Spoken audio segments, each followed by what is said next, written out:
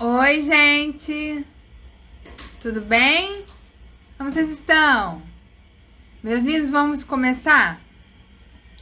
Vamos lá. Larissa tá aqui. Beleza, vamos começando, né? Meus lindos, eu tive essa ideia dessa live porque sempre as ideias dos conteúdos, né, refletem a clínica, né? Então, quando começa a vir aquele volume de situações parecidas, né? Todo mundo tendo as mesmas questões, eu resolvi fazer a live. Bom, Natália, minha companheira, Estefânia, Karine, Cibi. Depois vocês coloquem o nomezinho de vocês, porque o Instagram tem um nome, né, que a gente consegue colocar, Eliane. Beleza, então vamos lá. Tô até com o computador abrindo aqui, porque eu anotei no Word, né, os tópicos. Meus lindos, vamos lá.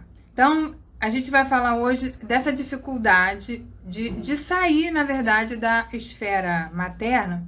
E o que acontece muito aqui, eu já falei isso outras vezes, é uma tentativa de ficar forte a esse sistema. Então as pessoas vêm para os atendimentos, ou então falam aqui comigo no Insta ou lá no YouTube, querendo uma saída para lidar com esse tipo de família.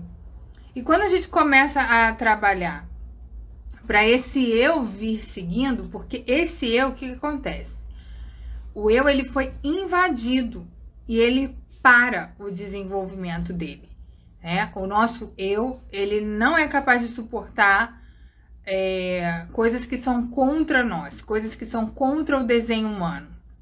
Então, ele paralisa. Então, ele vai até um estágio onde ele consegue e esse eu paralisa, né? Ele não vem à tona.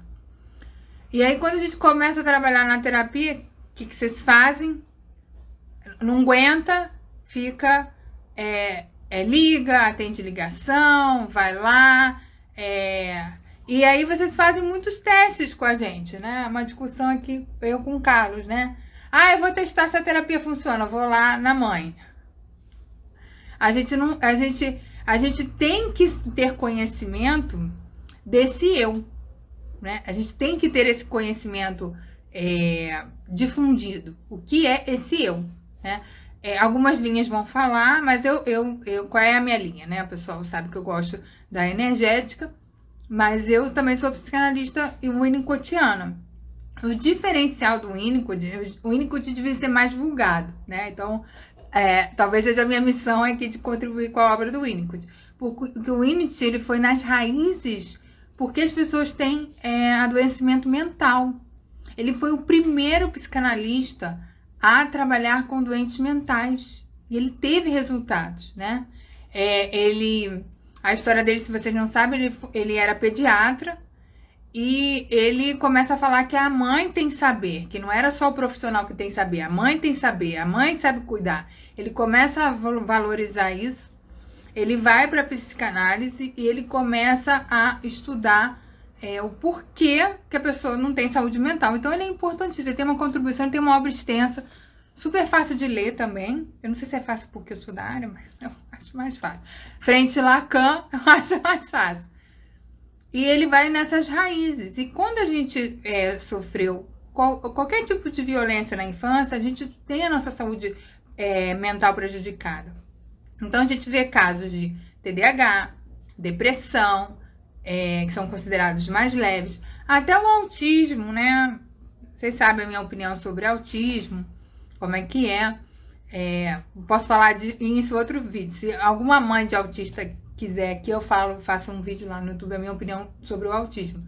Então, a gente tem essas questões e várias questões também que hoje são consideradas neurotípicas, né? Então, uma desregulação emocional, uma irritabilidade, uma falta de concentração, uma falta de organização de horários, uma falta... Então, a gente tem... Gente, desculpa. Ai, perdão. Então, a gente tem esse cenário. E as pessoas não entendem que tem que vir esse eu. É esse eu vindo que faz com que a gente fique fraco diante do abuso.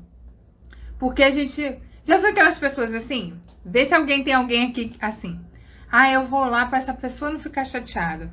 Na hora que essa pessoa diz essa frase, ela não reconhece, ela não consegue reconhecer que ela vai ficar chateada. Mas ela vai pro outro não se sentir mal. Gente, isso é uma pura autoanulação. É uma pura falta de reconhecimento das necessidades. Mas vamos lá. Vou explicar um pouquinho por que tem essa dor. O que significa essa dor na hora de tentar dar o limite, na hora de sair. Isso pode ser trabalho, relações com as outras pessoas, com amizades, qualquer relação e até com o mundo mesmo. Então, vou explicar. Larissa falou assim, eu tenho que lutar muito para fazer isso. A Larissa está em processo terapêutico aqui com a gente. E a Larissa tem grandes avanços, né? A Larissa, inclusive, hoje trabalha comigo e ela é atendida pelo Sr. Carlos. E aí, a Larissa tem grandes avanços. Por que a Larissa tem grandes avanços na terapia? Porque ela está sempre disposta a ver esse eu. Ela chora algumas coisas que aconteceram com a família dela, claro, porque é pesado, mas ela tá colocando esse eu. E é esse eu que a gente tem que vir à tona. Mas eu vou explicar aqui qual é a angústia do eu. Vamos lá. Gente, entrou gente à beça. Ai, que bonito. Olha, a Fernanda, a Isabel, né? Que a Isabel tá sempre comigo. Rosa também, Luan. É Luan? Roberta. Muito legal. Lindos. Então, vamos lá. Quero ver quem sentiu essa dor. Quem teve o primeiro namorado e gostou muito do namorado. E vocês lembram do dia do término?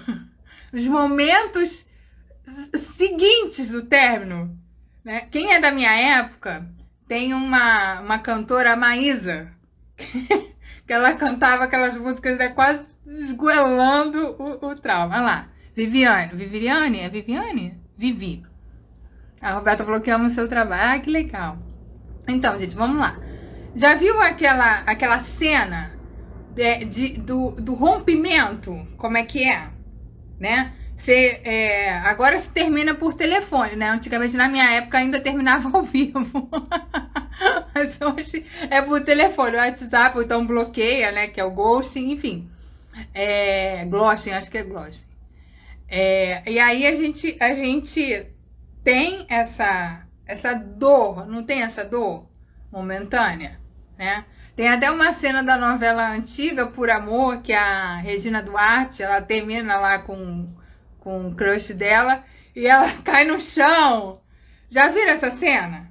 Né? Representada em filmes, né? Vocês sentiram essa dor também? Aquela coisa de arrastar na porta, vai descendo. Gente, fala quem passou por isso. Aquele rompimento. Coloca as músicas mais tristes pra chorar, né? E aí vai... Essa dor que vocês sentiram lá na primeira paixão, aquela... É a mesma dor da hora do nascimento que separou da mãe. Olha lá, a Natália botou o fim do mundo. Quando separa da mãe, eu não vou falar nem de memória entre o treinino, vou tentar não falar hoje. Mas na hora que puxou, ou a mãe expulsou, aquela separação,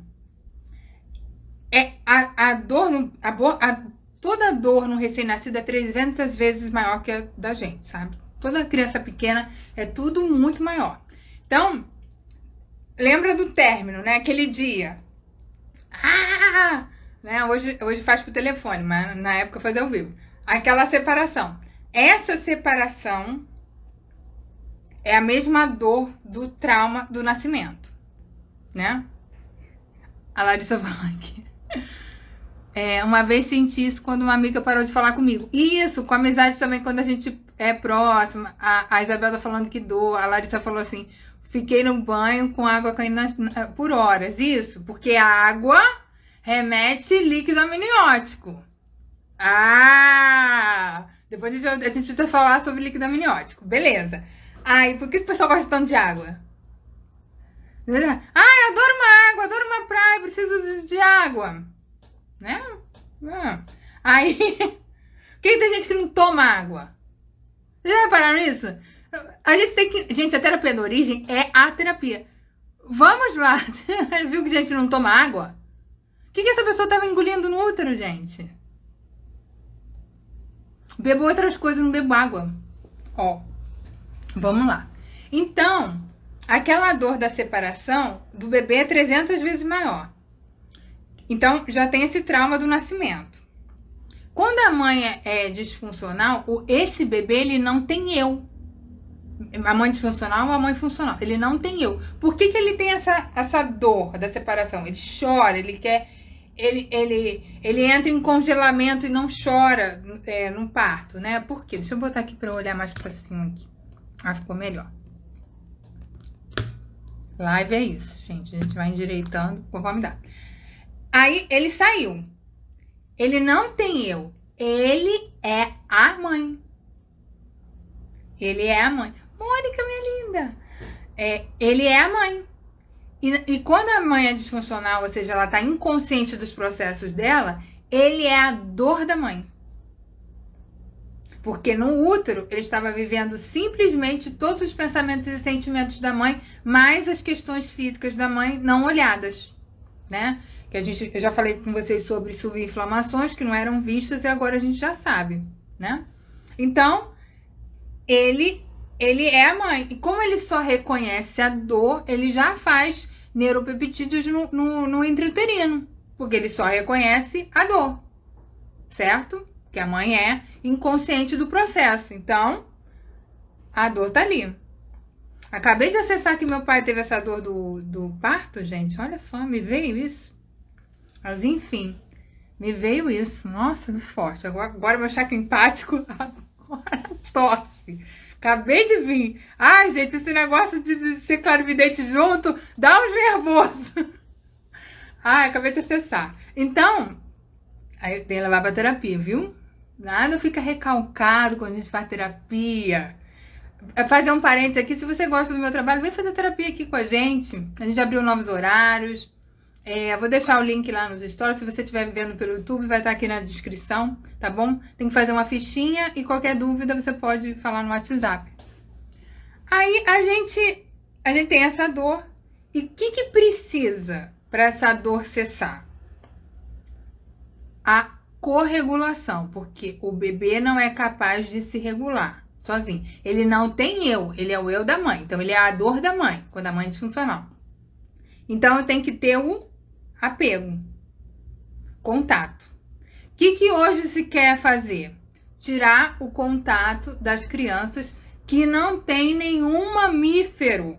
É esse negócio de tirar de contato. Então, quer educar fora da cama, vai atrapalhar o casal, né?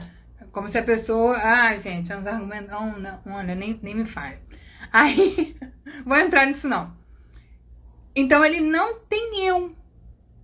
Ele é, no caso de uma mãe inconsciente, a dor da mãe. Deu para entender?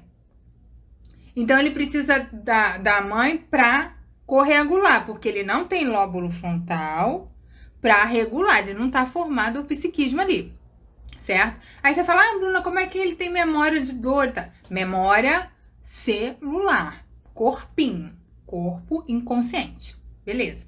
Aí, ele é separado. E se esse bebê foi separado e ele não volta para a mãe por algum motivo? Internação, questões invasivas, que mais? Trocado, sai para adoção, a mãe não quer nem ver. Vários fatores, assim. Ficou internado, ficou distante, a enfermeira não levou, a equipe mal treinada. Não ficou isso tempo, porque as primeiras horas também são imprescindíveis. Então, ele não tem condições de regular aquela dor que é igual, 300 vezes pior, a dor quando a gente se separou do namorado, ou como a Larissa falou aqui, da amiga. É aquela dor, né? Que é a dor da desconexão. Então, ele precisa criar, o que a gente chama na terapia corporal de enegramas de ação. O que é enegramas de ação? Enegrama de ação é o positivo, pulsão de vida. Pulsão de vida? É. E a inibação é a dor do corpo para baixo, pulsão de morte. Como ele só conhece morte, ele tem que se conectar com a morte. Então, ele quer a mãe, tá? Se a gente falar do ponto de vista, assim, do eu superior das pessoas, o bebê, ele ama a mãe, tá? Ele ama e entra em auto-sacrifício. E aí, a gente fica entrando em auto-sacrifício a vida toda, tá? Então, ele precisa da mãe para imprimir aconchego. Porque o que a gente precisa quando é bebê? Apoio, segurança contra a sobrevivência, alimentação e amor.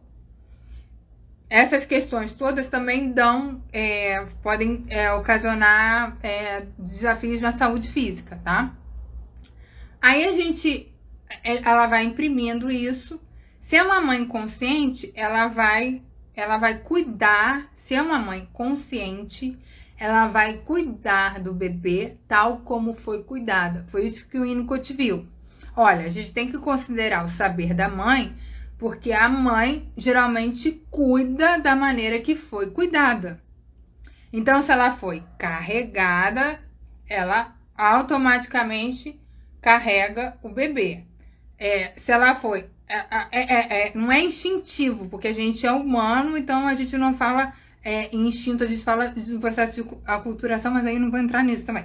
Então, ela vai imprimindo os programas bons, certo? Olhou, gostou, passa a mão na cabeça, quer mostrar. Tudo isso vai imprimindo programas de ação. Programas de ação não, enegramas de ação, certo? Quando ele vai sendo impresso satisfatoriamente, nessa fase, que é a dependência absoluta, o bebê até 3 anos de idade tem dependência absoluta da mãe. Feminismo. Não, precisa da mãe, pô. Ela vai estudar. Aí você regula esse bebê e vai imprimindo. Então, o bebê tem a sensação corporal que ele é diluído no espaço. Vocês lembram que as vovozinhas de vocês tinham uma coisa que envolvia bebê? Qual é o nome daquilo? Ai, gente, tá quase... Quem é mais velho aí vai saber, me ajudem. Que fazia aquela trouxinha com o bebê? Qual é o nome daquilo, gente, que vestia? Ai, que enrolava, não lembro. Mas hoje a gente tem o sling, né? Aquela sensação de estar próximo, contato pela pele. Isso vai imprimindo. Gostar do bebê, olhar, achar bonitinho, né? Vai liberando a ocitocina e tal. Nessa dependência absoluta, você imprimir enegrama de ação, porque tudo que você fala, pensa sobre o bebê e age sobre o bebê é enegrama de ação. E aí você faz o quê? Começa o processo do eu. Então, ali, muito aos pouquinhos, conforme vão passando as idades, o eu, vou até abrir a minha listinha aqui para não esquecer nada, eu acho que vai ser uma live longa. Naquele processo, ela vai imprimindo. Aí começa o eu ele vai se fixando, vamos dizer assim.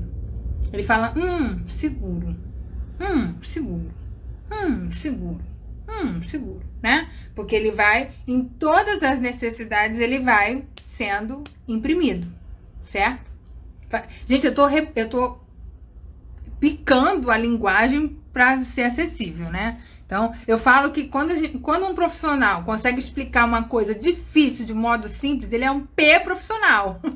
Porque explicar um troço difícil simples, tem que ser muito profissional. Então, você vai imprimindo. Aí, essa fase da dependência absoluta, ela vai sendo bem vivida. E nós temos as necessidades do desenho original do ser humano e temos as necessidades particulares de cada bebê, né? Por exemplo, vou dar um exemplo meu. A minha família toda fumava e eu tinha super bronquite. Isso não é atendimento da particularidade do bebê, né? É um tipo de violência, né? Você não está atendendo uma necessidade particular do bebê. Então, são as necessidades particulares de cada bebê. Por que ele vai ter essas particularidades? Porque a vida intrauterina já foi mal, já foi ruim, e aí ele já vem com uma carga, vamos dizer assim, né? Tô tentando explicar o mais simples possível. Bruna, o que você fez aqui, mulher? Tô abrindo o computador para não esquecer as coisas. Então, essa fase da dependência absoluta, que vai até os 3 anos, esse eu, assim, ele vai... Aí vem a fase oral, tio Freud, fase anal, tá sendo bem vivida. A mãe tá acolhendo, e ele vai, né? Ah, a mãe precisa de suporte para acolher? Claro, né, gente? Não vou falar, claro que precisa. Aí a sogra vem para perturbar, em vez de levar sopa, comida, ficar com a criança para a mãe tomar banho, vai perturbar, enfim, ai, gente, muita dor. Aí você vai imprimindo. Na fase da dependência relativa, ela começa a olhar para o outro. Mas ela começa a olhar para o outro porque a dependência absoluta foi bem vivida. Foi bem vivida a dependência absoluta. Olha só. E aí, quem vai chamando pro mundo para sair da esfera da mãe? Papai. Né? Então, começam as brincadeiras de exploração. Começa o pai levar... Aí entra o pai, né? Tem até um livro que se chama O Pai em Winnicott, né? Então, começa o pai, né? Gente, eu tô falando assim, 3, 5, porque é pra marcar, tá? Cada criança tem um processo. Tá dando pra entender.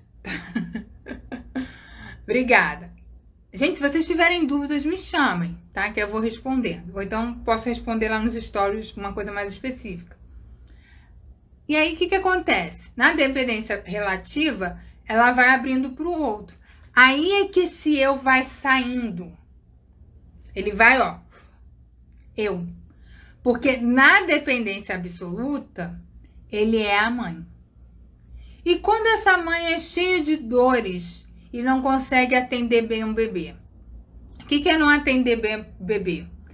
Podem ter negligências, né?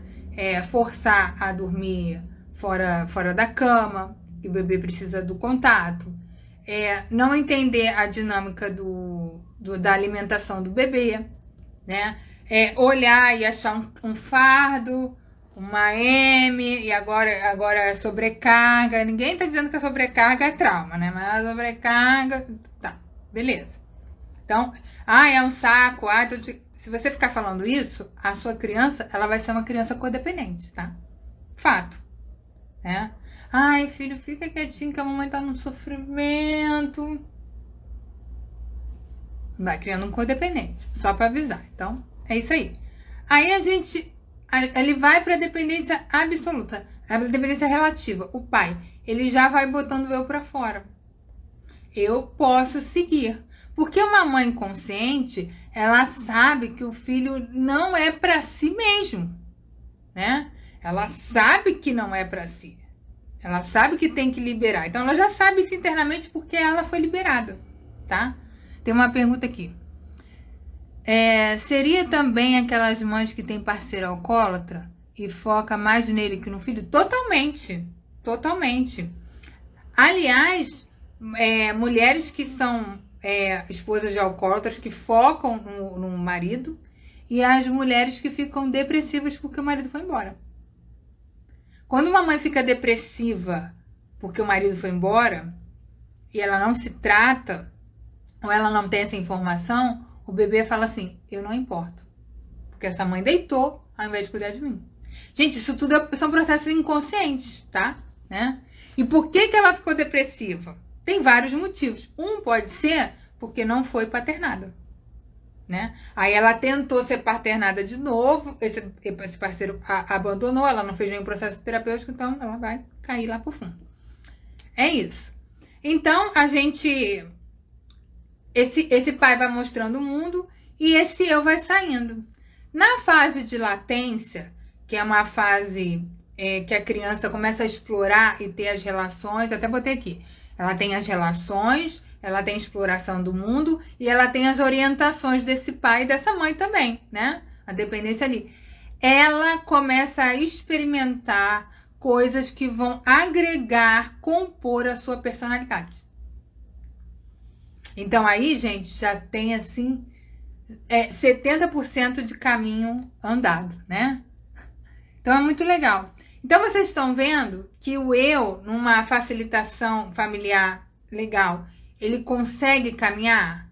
Ó, ele foi uma fase muito pequenininho, aí depois vem a dependência relativa, ele vai vindo, e na latência, que é a fase que é mais... Ele vai para as relações sociais, 6, 7 aninhos, ele vai, né, indo para o mundo. Aí nessa parte do mundo eu até anotei, ó. Ele vai... queria falar com vocês qual é a fase da latência. Mas eu acho que é isso. Relações, o mundo e a orientação de como funciona o mundo, né? Então ele vai lá. Muito legal, né? Eu faço tudo para todo mundo e não consigo fazer as minhas coisas para prosperar. Tem algo a ver com a minha mãe narcisista que me prende? Olha só que pergunta genial. Eu faço tudo para todo mundo. Então, o eu dela não está ativo, está desativado, está pequenininho, porque só existia o eu da mãe. Então, ela é o externo, ela faz tudo para todo mundo. O eu da mãe. Porque a mãe inconscientemente pediu isso para ela. Fica quieta porque a mamãe precisa. Cala a boca porque a mamãe precisa. Eu não gosto de você porque se eu não tivesse você, eu tava melhor. Aí o eu dela ficou pequenininho. E olha o que ela fala. Tem algo a ver com a minha mãe narcisista que me prende? O outro. Essa a minha gana com o discurso sobre abuso. Por isso que eu não falo nem mais mãe narcisista. Gente, não é a mãe. É o seu eu que tá pequenininho. É o seu eu. Eu faço tudo pra todo mundo. É a impressão da mãe. Vocês já viram o pessoal que fala assim? Eu escuto as frases da minha mãe na minha cabeça quando eu tô tentando fazer uma coisa pra mim. Não é a frase da mãe. O gancho psíquico é porque não tem seu eu. Você já viu uma pessoa forte não dizer não? Não vou fazer. Ela não importa com quem que ela tá, ela vai dizer não vou fazer. Mas ela tem força para ir. Por que ela tem força para ir? Porque ela viveu bem a relação de dependência relativa. Ela pôde ir pro pai. Ela pôde ir pro pai. O que acontece também é que a gente tem um pai enfraquecido, um pai fragilizado emocionalmente. Então também não tem um pai.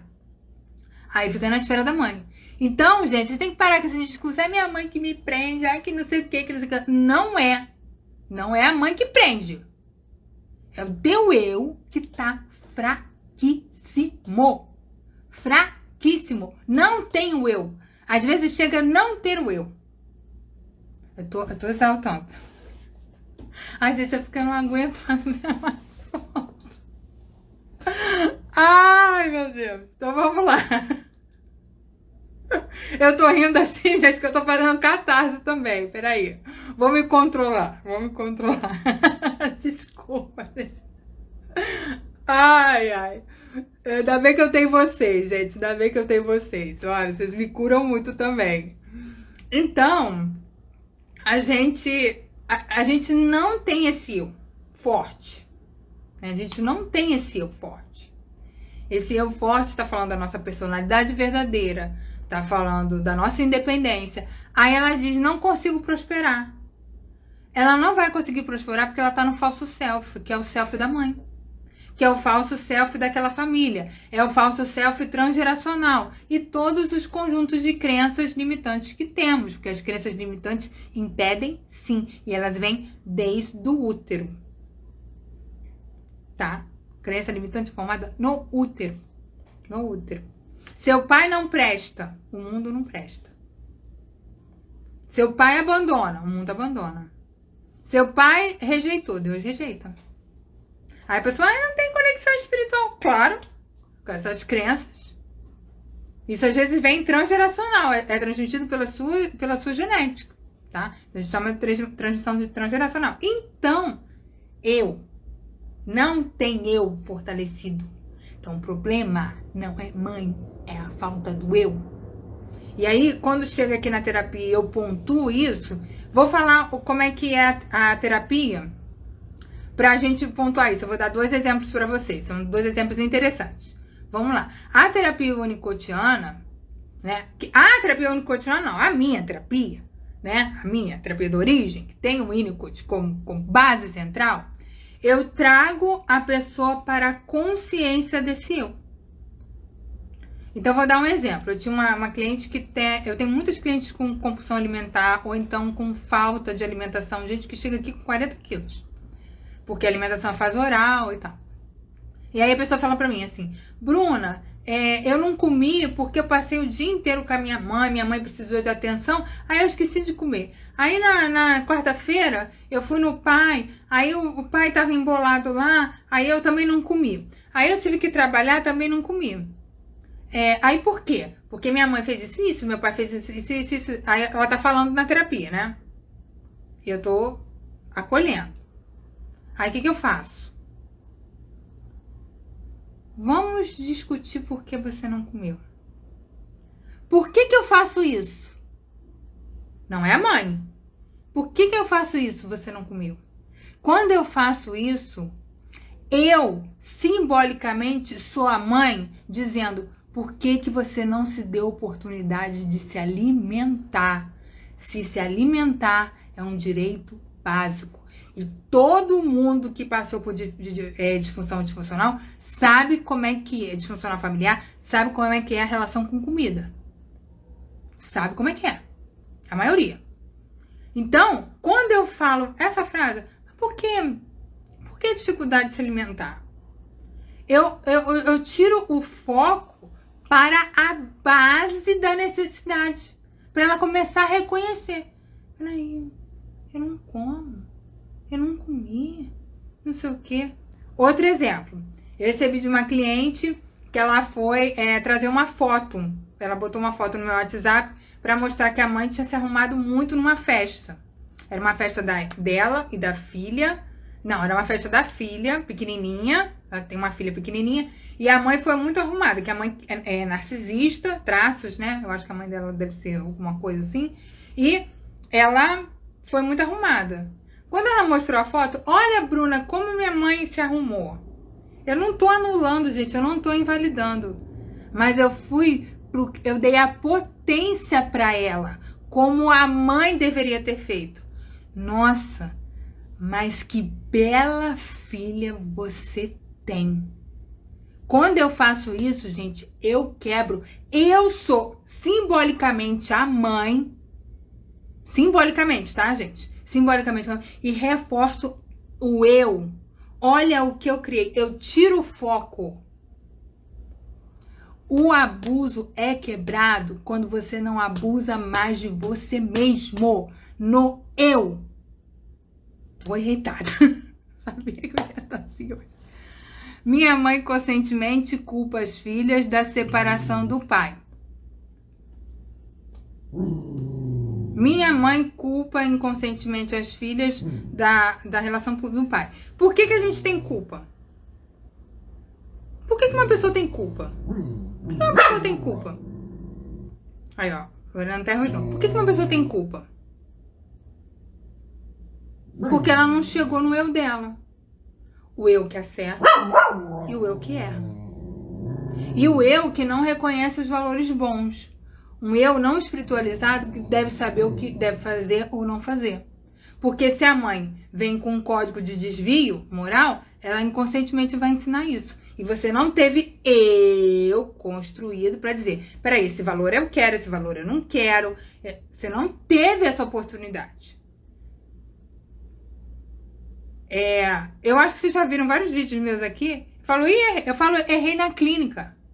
Eu falo pro cliente, errei. Por que eu não vou falar? Porque eu sou muito... Eu posso me desculpar, posso conversar, posso enfrentar. Por quê? O interesse é genuíno. Eu não tô aqui pra pegar o dinheiro do cliente. Eu tô aqui porque eu tô no papel simbólico da mãe. Não é que eu sou mãe, tá? Vou reforçar isso, mas... Por que eu não vou te dar... Eu não vou dar isso pra você? Você enfrentar uma situação difícil. Porque eu erro e acerto. Né? Porque eu fui integrando. Você se sente culpada que você não pôde integrar o seu eu. Você não pôde integrar o seu... Vocês têm noção do que é isso? Vocês estão completamente despersonalizados. Não pôde integrar você. Você não tem certeza de quem é você. Isso é uma dor do caramba. Isso é um desamparo do caramba. E a gente não faz bem pra ninguém do mundo assim. Não faz bem pra ninguém. Porque a gente não olha genuinamente pra ninguém. A gente não olha genuinamente. A gente não olha pra essa... Eu já contei essa história aqui várias vezes. Eu, quando botei a minha mãe na instituição asilar, o que eu fiz? Fiquei indo lá, porque eu fiquei com pena dela, né? Ela tava numa instituição boa. Mas eu fiquei com pena dela. Aí eu ia na terça, aí ia na quinta, aí ia no sábado, aí ia no domingo. E a enfermeira veio pra mim e falou, Bruna, quando a gente interna um idoso, é pro filho ter uma folga pra trabalhar. E você mora longe da instituição asilar. Você vindo, você tá conseguindo trabalhar? Eu falei, não. Ela, minha filha, esse espírito da sua mãe precisa crescer. Então vocês não sabem elevadamente o que essa mãe precisa. Porque se vocês querem ajudar a mãe de vocês, faça algo de muito bom com a sua vida. Você pode ser altamente responsável com uma mãe assim, e se você não quiser, tá tudo bem. Mas tem gente que quer ser, tem valores e quer ser responsável com a mãe. Eu fico com a minha, né? Cada um, eu não tô falando pra você fazer, tô falando que cada um faz o que quiser. Mas se você quiser, você tem que saber o que é elevado para essa pessoa. Ficar identificado com a dor da mãe é infantilizar ela e você. E eu vejo aqui na terapia, por isso que eu tô irritada, que o pessoal tem capacidade para fazer esse negócio. Como se conectar com eu? Uma boa pergunta. Vou responder daqui a pouquinho. Bruna, parece um TED Talk. O que é TED Talk, gente? Eu tô vendo o tapete vermelho. Peraí que tem mais pergunta aqui. Minha mãe culpa as filhas pela separação. Então, olha que interessante, gente. As perguntas de vocês são assim, minha mãe faz isso. Mas é difícil a gente chegar na pergunta, por que eu deixo a minha mãe fazer isso? Quando a gente vê a situação de abuso e a gente tem esse eu fragilizado, sabe o que acontece? A gente sabe o porquê que o outro fez. E quando a gente sabe o porquê que o outro fez, a gente se desconectou de que fui eu que tomei a porrada. É uma desconexão.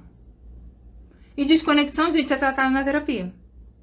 Desconexão emocional é tratado na terapia da origem, né? Não sei das outras, não vou ficar falando das outras. Porque a minha terapia é, se você sentir de fazer, você resolve isso aí. Tanto eu quanto o Carlos. Entendeu? Porque a gente tem ferramentas para fazer. E não é difícil. Gente, tem as partes que doem. Mas uma vida sem a separação simbólica dessa mãe é muito mais dolorosa. Que você não reconhece a vida. Como diz o tio Winnicott, uma pessoa que não viveu bem a dependência absoluta, ela não vê o colorido da vida porque foi totalmente comprometida a sua saúde mental. E ela, inclusive, não terá prosperidade.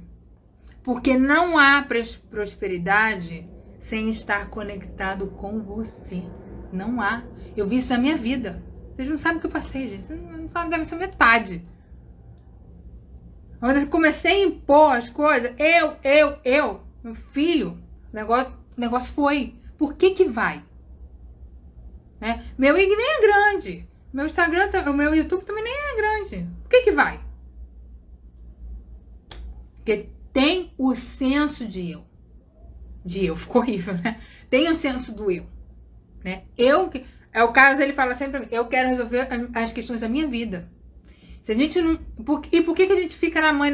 Porque a gente não sabe o desenho original do ser humano, não sabe do que precisamos. A gente não sabe do que o bebê precisa.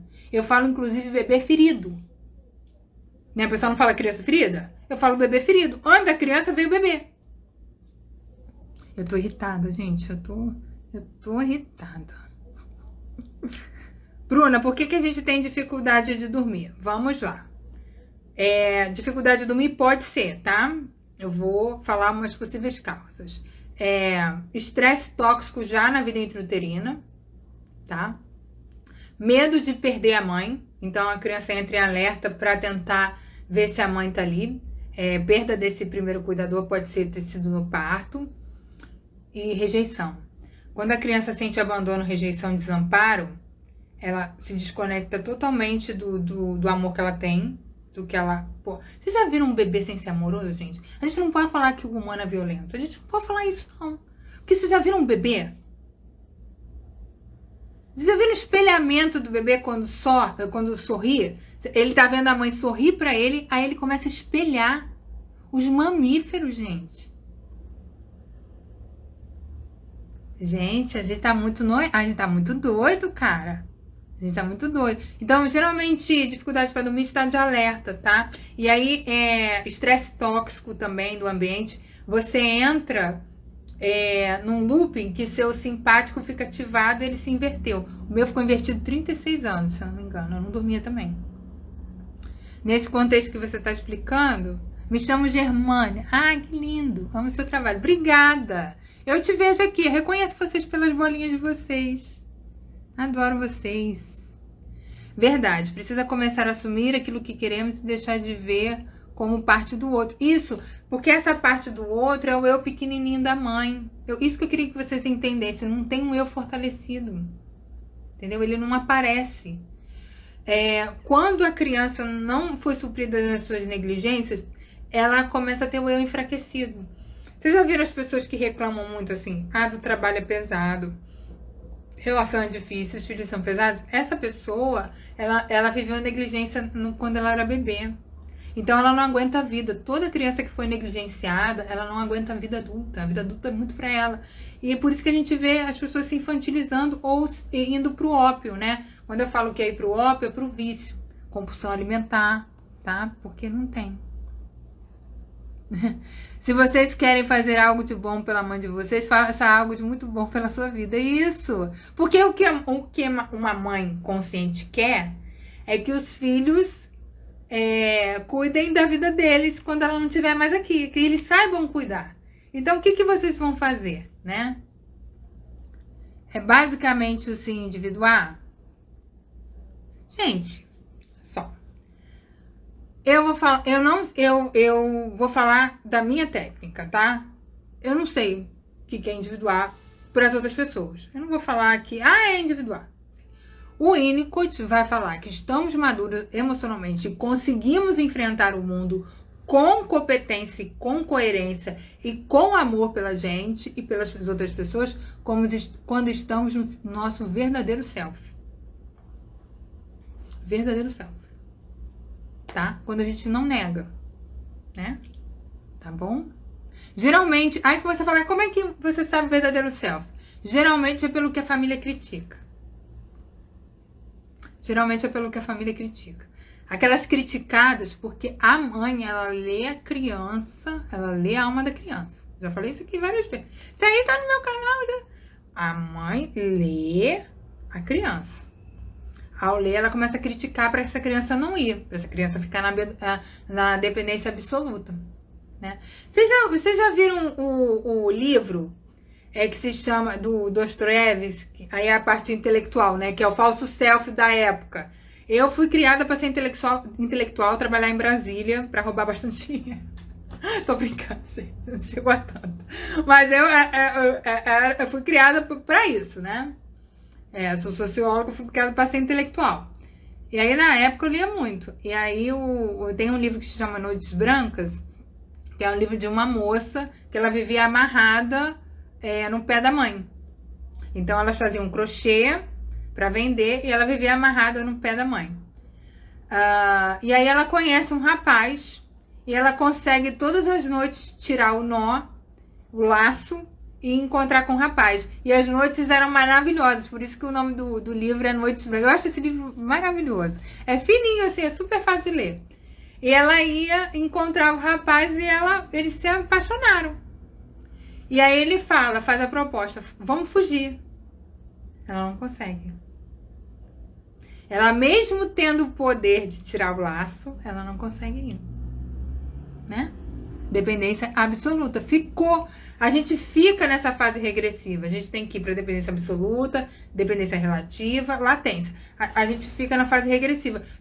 Dependência absoluta. Por isso que é tudo a mãe, por isso que é tudo o marido abusador, por isso que é os filhos, por isso que é o trabalho, tá? A gente coloca a grande teta, que é a mãe, nas outras coisas e ficamos ali. Por isso que a gente fica rodando. Aí não tem trabalho, prosperidade. Eu quero que meu dia prospere. Meu dia seja proativo. Meu filho, você não consegue dizer um não pra tua mãe?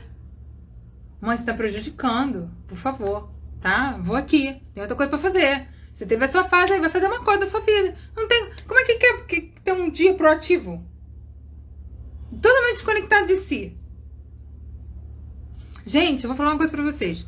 Eu, quando criança, fui ceifada de fazer oração. Eu estudei num colégio católico e eu queria ir pra igreja. Eu queria ir na missa, eu queria falar com o padre, eu queria... E aí eu comecei a escrever oração. Teve um dia, fazer oração para as pessoas, assim, fazer oração mesmo. Teve um dia que o professor meu, Evaldo, de religião, ele viu. Ele ficou tão impressionado com a oração, acho que eu tinha uns 10 anos, que ele publicou eu estudei em colégio bom, assim, né? Bom pra quem, né? Mas enfim. Ele publicou a oração no jornal da escola.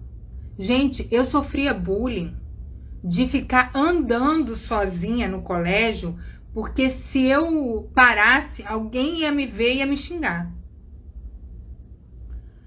Eu ficava andando. E aí ele viu a oração. E aí a minha avó começou a cortar. Se eu não deixava escrever, não deixava eu ir, eu queria ir pra missa, não podia ir, é o inferno. O que eu faço hoje aqui, gente, com a terapia energética? Eu desfragmento as energias que podem estar impedindo aí o seu campo de progredir. O que é isso? Ação. Eu tento me priorizar e não consigo. Faça terapia, minha filha. Você marca muito passo, desculpa. O ambiente tóxico faz a gente se tornar tóxica? Sim. Viver a terapia é o caminho? Foi isso? Quem é fumante e alcoólatra, Bruna? O que pode ressignificar? Fumante e alcoólatra, memória intrauterina, terapia energética, tá? Memória intrauterina, em geral, memória intrauterina. A mãe destruiu esse líquido amniótico e você tenta destruir seu corpo, porque seu corpo foi destruído lá. Ó, me veio até aqui, ó. Isso aqui me veio de você. Você falou seu nome. Isso aqui veio. Gente, quando eu falo que vem, é leitura intuitiva, tá? Porque eu tô aqui no teta, né? Tô um pouco irritada, porque é meu. Peraí. Gente, peraí, saiu tudo aqui. Peraí. Fumante, eu queria pegar seu nome de novo. É que sobe aqui e eu não gravei. Fumante alcoólatra, o que pode ser? Memória intrauterina, da mãe que destruiu o líquido amniótico, ou subinflamação. Ou ela fumou, ou ela tomou algum remédio que prejudicou toda a área, ou ela comia alguma coisa que dava acidez, ou a própria rejeição da gravidez, tá? pH do líquido amniótico não legal, tá me vindo aqui. E aí depois a gente tem a fase oral mal vivida. Então, duas coisas. Ó, terapia energética pra isso aí, porque a gente limpa isso aí. Admiro o seu trabalho. Obrigada. Gente, eu tô um pouquinho grossa hoje, eu admiro. Por isso, o quanto antes sair da casa dos pais é melhor? Sim. Sair da casa dos pais, gente, não é ameaça nenhuma. É esse tipo de família que entende como ameaça, mas não é ameaça nenhuma. É um processo natural. Você não vê as outras pessoas saindo da casa? Vocês não veem os filhotes, quando ficam adultos, se desconectarem de pai e mãe, os filhotes mamíferos? E os outros também? É isso. Qual o nome do livro? Que livro? O meu? Eu não dou dica de livro nenhum. Não dou nada. Livro, não falei livro aqui, gente. Eu repito a minha mãe e estou tentando quebrar isso. Beleza. E os mecanismos inconscientes? O mecanismo inconsciente é terapia da origem, tá? Pra ir mais rápido. Germânia! Isso mesmo! O nome dela é Germânia. Ai, gente, que bom! Viu? Ó, 9 horas. Vamos encerrar? Meus lindos, faça o convite de novo. Aqui tem um link, aqui embaixo. Vai ter o link da inscrição para terapia. Façam por vocês, tá? Façam. A terapia da origem é bem completa. Tem a teoria do Winnicott que a gente coloca na prática. Tem a parte energética. Eu vou limpar todas as inhacas, aquilo para você se sentir bem. E aí a gente começa o processo elaborativo. O livro, me desculpa, livro. Achei que era livro técnico. Livro da menina do laço. Desculpa. Noites Brancas. Tá vendo como é que eu erro? Gente, eu erro. Noites Brancas, Dostoiévski. Desculpa, minha linda. Gente, é isso. É isso. Porque essa pessoa tem que lidar com o que eu fiz também. E tá tudo bem, eu não pedi desculpa. Desculpa, falei de livro. Na minha cabeça, o que eu pensei? Livro técnico.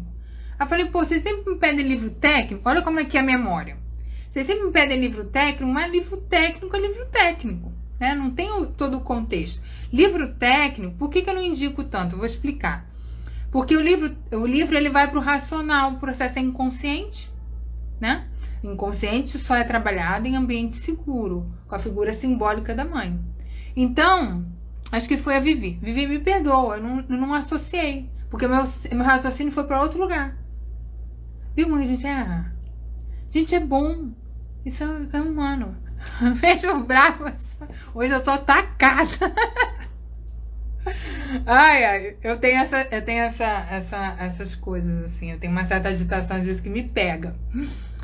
Mas é pro bem, é porque eu vi muita coisa, gente. Eu quero ensinar as coisas direitinho pra vocês, sabe? Assim, eu tô um pouco cansada do que eu vejo, tá muito angustiante.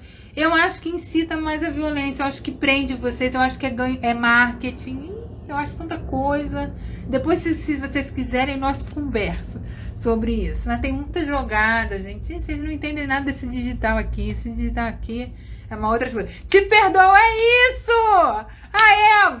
Beijo pra você, Vivi. Olha que lindo. Olha o que essa menina fez. Ela me entendeu. Ela não saiu da live, ela não ficou com raiva. Ela me entendeu. Por quê? Eu fui genuína. Eu expliquei o porquê que eu errei. Por que eu errei? Porque na minha cabeça tinha um raciocínio de uma outra coisa. É isso, gente. Vivi, obrigada. O psicólogo pode ser a figura simbólica do pai também, ou só da mãe? Sim.